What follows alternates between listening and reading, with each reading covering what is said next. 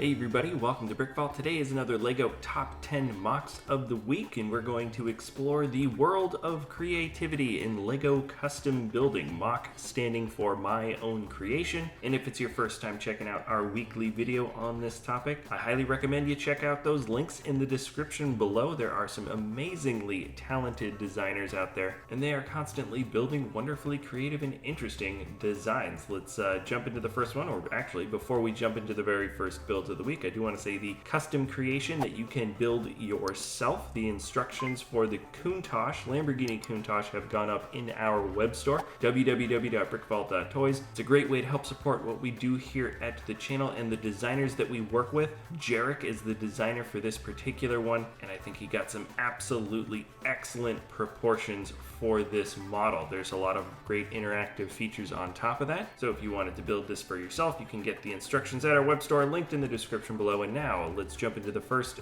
build of the week. This is from HY Loon, and it's called It's Mario Time. Seems easy enough for me. It looks like we've got a classic version of Mario. I wouldn't be surprised if this designer followed the exact pixels, or very, very close to the exact pixels from the original Super Mario. And it's actually a pretty large model, 64 by 64 studs for the tube. And he included a little video where it looks like Mario can jump up and fall into the tube, or get very, very close. I thought you guys might enjoy this one just because the Mario theme is coming to LEGO very soon, the official one from Nintendo. And then from the designer Pedro Vezini, this is a build titled Angus Young. So this is the lead guitarist for AC/DC, and it seems to be a build based on the younger version of the guitarist back in the heyday of this band. The stand is simple, but you have the title right there by his feet, and the expressive piece to make his mouth shape with the little 1x1 round brick. That's probably the nicest little detail, though the whole model actually feels pretty animate. All in all, the techniques here feel a little bit simple, but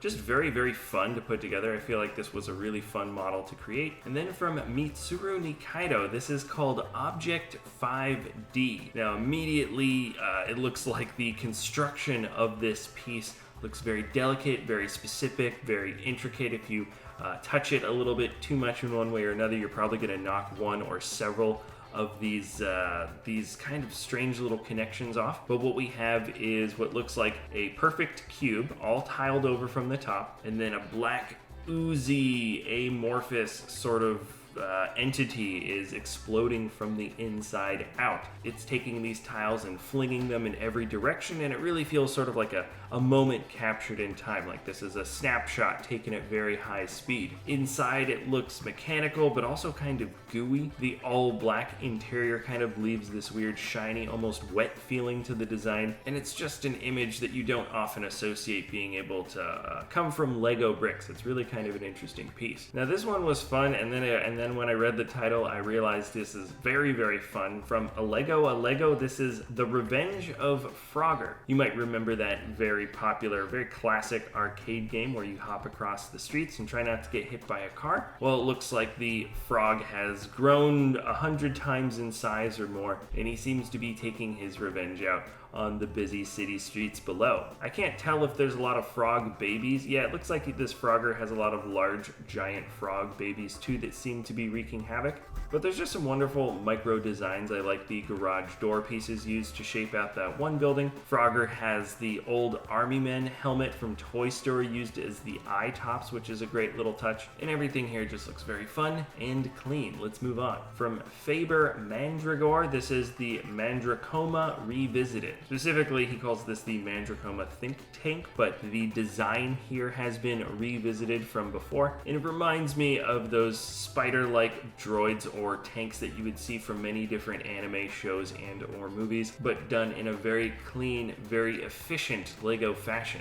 The matching slope pieces on the outer side of the legs is really what I think helps define the shape of this robot more than anything else. But really here the construction looks very concise, and the stance for this vehicle slash legged tank looks quite dynamic and relatively intimidating. The color combination is wonderful, with the yellow suit minifigure kind of being a nice little human accent to the whole build. And now we're moving on to another build that has also been designed by someone from before in the past, but revisited and updated. And usually this is where you get a lot of wonderful, efficient little connections and details. From the designer Rebla, we have Semovente da 75-18. I'm going to assume that's the name of this particular tank, and the numbers in the title maybe have something to do with the tank barrel diameter and length. I'm not totally sure. This is extremely small, but there's so many nice little details to notice here. Inside the treads, you have a combination of cut tubes, minifigure hands, those somewhat newish and incredibly useful 1x2 rounded plates, modified bar plates, ratchets, axle pieces. There's just so much happening in here, and it really brings the tank alive. And then the snubbed barrel has a fun sort of almost chibi look to it with this, I guess he's like a Frenchman. He's got kind of the little mustache and a beret. He's sticking his head out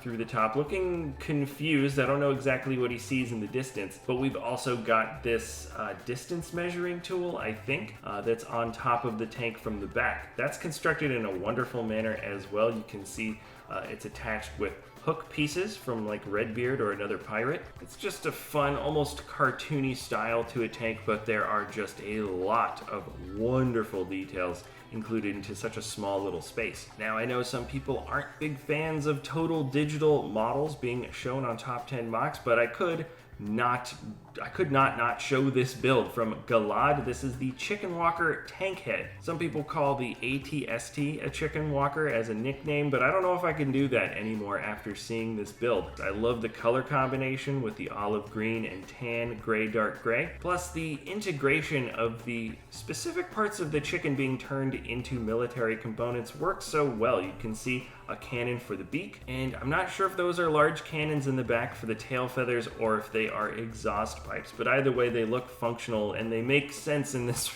weird universe of a build. The backup units, or smaller units that are walking with this giant chicken walker, are eggs, and something tells me in a strange, weird universe, if you design this in real life with a lot of incredibly strong technique, maybe something like this could actually stand. I'm not saying it'd be strong or stable, but maybe a build like this could exist IRL someday if you really wanted to troubleshoot it. And then from the builder Mitah Karem, we have Beach Assault. I see some basic inspiration from Rogue One. Ever since we saw that wonderful tropical area, people have been redoing that in Lego bricks, and we have the light water here, but I think that's the only thing that really reminds me of Rogue One. All of the soldiers are different. They're based on what looks like Resistance later movie soldiers, and the rush looks pretty intensive and bad. There's blood in the water, which is a nice effect. Maybe not something that feels too Star Wars-y necessarily, but I can definitely appreciate the design and detail behind that.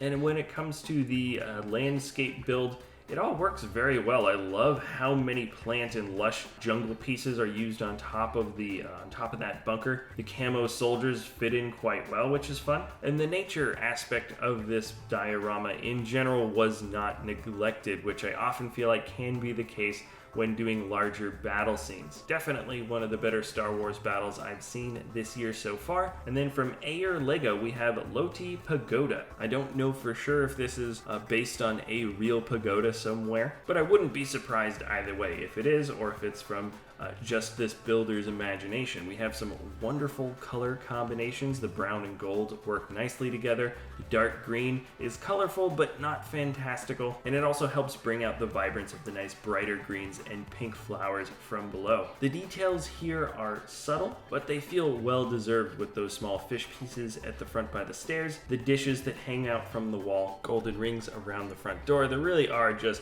a lot of intricate, yet not overly done, busy details that make up this build. This is a great example of doing a lot of wonderful detail, but not too much in a way that maybe distracts from that classic Lego architecture style. Now this one was just so much fun, I had to save it for the end. Andreas Lenander did Into the Unknown. Conceptually, this build is just a fun design. You can see some nice organic details like the tree and the stonework for this arch is certainly well put together in a well thought out piece. And then we have a design of attrition, I would say. It looks like he's used about 1 million of these trans blue 4L bar pieces, basically the lightsaber piece. And then of course he's probably got some sort of light source behind here to really make it shine and glow. The idea is simple and the visual effect is amazing. Kind of gives you an almost liquid or grid-like electric pattern. You can't really tell, but it certainly seems unworldly. And considering the context of this design with the old decrepit archways, it almost looks like ruins. This guy probably went through the jungle somewhere to find this mysterious place by torch fire, no less. And so to happen upon this place with this ethereal glowing light and weird wavy patterns suspended in the air really would be something from another world. I like to see that the bar stacking isn't like perfectly symmetrical. I couldn't imagine that if you made a mistake, you could go back in there and try to like mess around with a single bar piece. So he left in certain little discrepancies here and there, which is kind of fun. And that is it. That is going to be it for this top 10 mocks of the week episode. Thank you so much for watching, everybody. Remember, check out those links in the description below if you want to see more amazing creations. I've linked way more than just the 10 as always. If you enjoy our content, you can always like or subscribe. Thank you so much for watching, and we'll see you next time at BrickVault.